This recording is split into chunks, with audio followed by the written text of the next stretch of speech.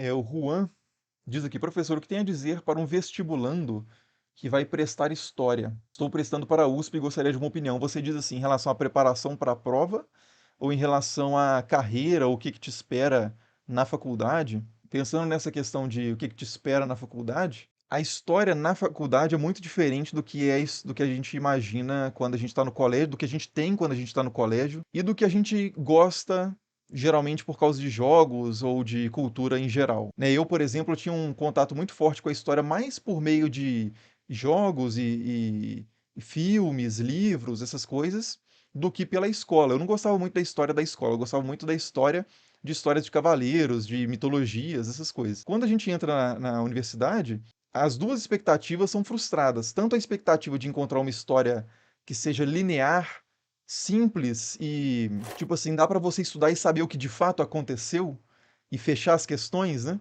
Porque a história escolar ela é muito assim, né? Você lê ali no livro, eu tenho uma dúvida sobre o que que aconteceu historicamente. Aí você vai no livro e acha a resposta. Mas quando você vai num artigo, por exemplo, acadêmico, ou quando você vai numa aula sobre história medieval, o que mais se discute são as várias teorias propostas a respeito de um determinado evento, de um determinado processo histórico.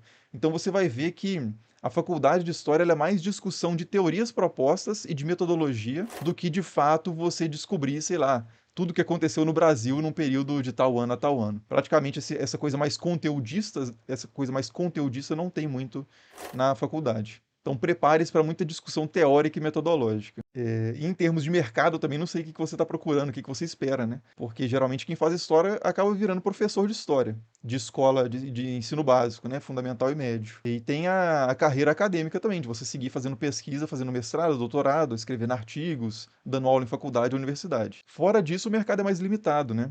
Você tem, sei lá, o ramo de museus e coisa do tipo, mas a quantidade de profissionais é muito pequena. Então é um mercado difícil de entrar, né? E esses mercados pequenos também acontece que acaba sendo muito contato, né? Para você entrar, como é meio uma panelinha, você tem que conhecer muito bem as pessoas, fazer o famoso networking, né? Então, assim, uma coisa dentro da faculdade, se é isso que você procura, se você quer trabalhar em arquivos, em museus, em áreas mais restritas, ou para qualquer coisa, na verdade, esteja aberto, né, aos contatos sociais, assim. Não foque apenas na parte do conteúdo. Foque também nas relações sociais aí, que pode ser muito importante em termos mercadológicos. E também no crescimento intelectual, né? Se você consegue participar assim de grupos, estar sempre próximo de pessoas que discutem coisas que para você é interessante, isso acaba te estimulando também a estudar mais, a ter mais motivação e por aí vai. E aí o Daniel pergunta dentro dessa linha, né, onde que eu me formei, sempre na UFMG. Eu fiz graduação, mestrado e doutorado, né, terminando doutorado agora na UFMG. Kleber diz aqui, né, a pessoa tem que escolher ou estuda história ou faz teologia, os dois não dá. Eu não vou por esse lado não, eu acho interessante a pessoa fazer as duas coisas.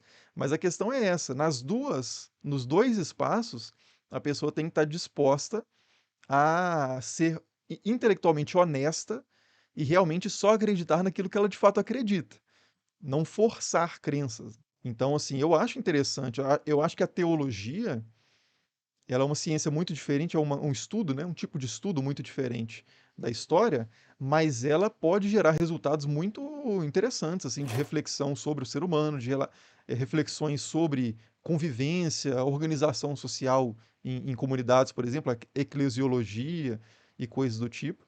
Eu acho que pode-se obter muita coisa frutífera do estudo da teologia, sem necessariamente tentar ancorar isso em histórias lidas literalmente, factualmente da Bíblia, por exemplo. O problema é esse, né?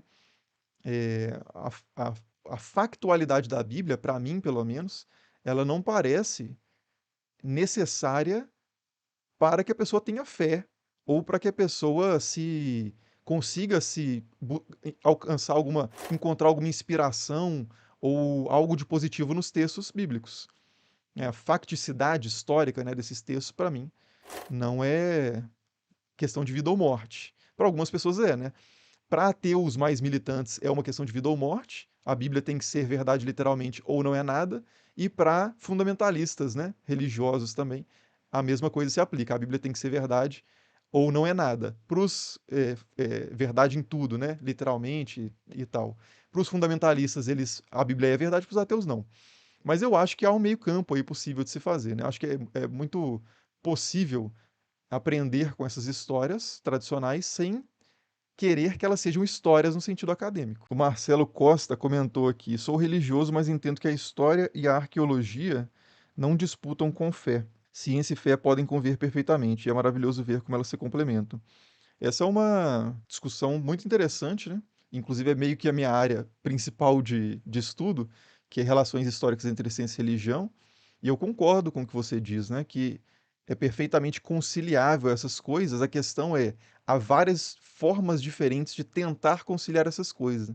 Algumas que eu acredito que são mais viáveis e outras menos. Então, às vezes, você pode forçar demais a ciência para encaixar com uma certa interpretação religiosa, que você mata a ciência. E você pode fazer o contrário também, né? Você pode manipular tanto o texto bíblico, por exemplo, né, pensando nas tradições aí judaico-cristãs, para enquadrar nos dados científicos atuais, que você não está nem mais lendo o texto de fato, mas, sei lá, imprimindo muito mais coisas sobre o texto do que lendo o texto.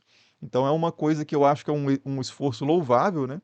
Mas é um esforço muito difícil fazer essa conciliação, né? É um exercício mesmo constante, acredito.